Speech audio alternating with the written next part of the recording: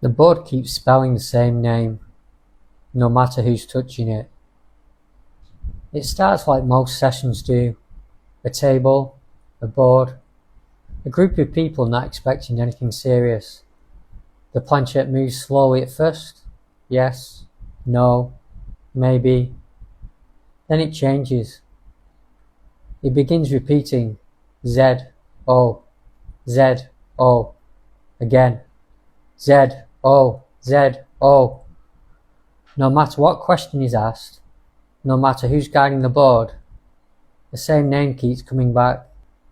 Reports of Ouija boards behaving strangely go back decades, even centuries. But the name Zozo begins to gain wider attention in the modern era, particularly from the late 2000s onward. One of the most widely circulated accounts comes from Darren Evans. According to his own accounts, his sessions began casually, nothing unusual, nothing forced. Then the tone shifted. The planchette began moving faster. Responses became erratic, and the name Zozo appeared repeatedly. He described the movement as aggressive, sliding across the board in sharp, controlled patterns, sometimes racing between letters so quickly it became difficult to follow. Z-O, Z-O, over and over. In his accounts, Evans claimed the behaviour didn't stay confined to the board. He described disturbances outside the sessions, noises in the home, unexplained movement, a sense of being watched. He later stated the presence became threatening, including claims that it targeted his family and contributed to a period of intense psychological and emotional strain. As his story spread online, others began reporting similar experiences. Different people, different locations, but a pattern that seemed familiar. Some accounts claim the entity begins by appearing harmless, a friendly spirit, a child, something that answers simple questions. Then the tone changes. The responses become fragmented, repetitive, obsessive. Z-O, Z-O.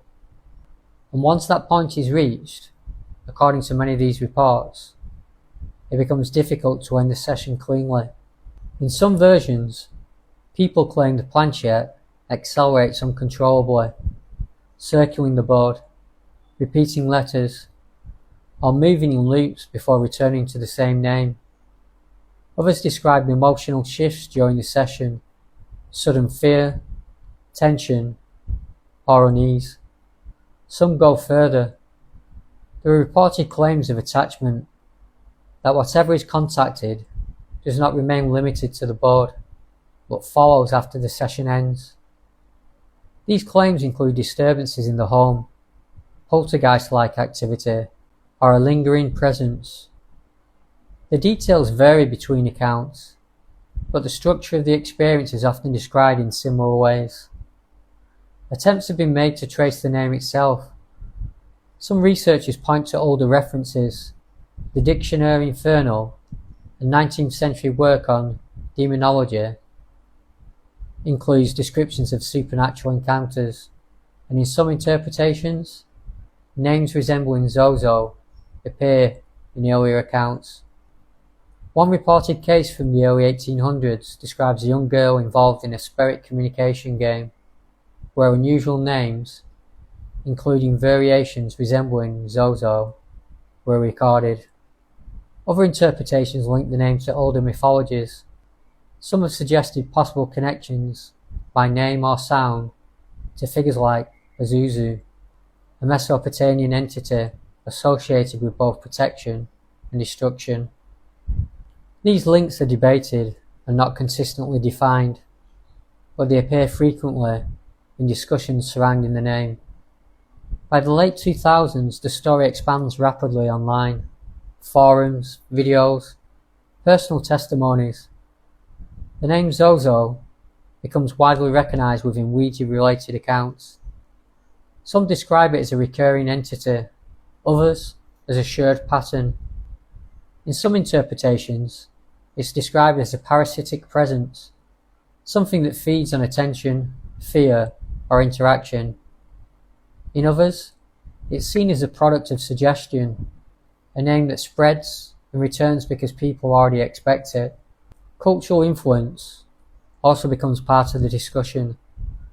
Some critics suggest the story reflects elements of modern horror, drawing comparisons to films like The Exorcist, or to internet-era storytelling, often referred to as creepypasta.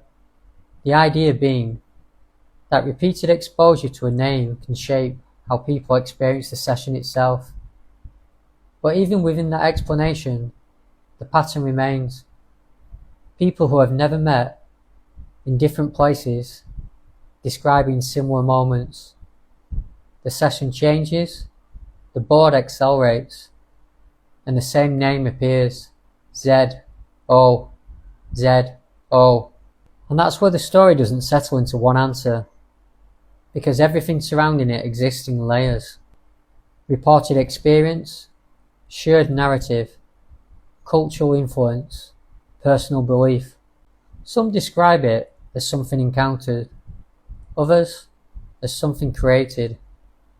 But in every version, there's a moment where the tone shifts, where it stops feeling like a game and becomes something else. And from that point on, no matter what question is asked, the board doesn't move away from the same answer. Z-O, Z-O. And no one ever seems to get a different name.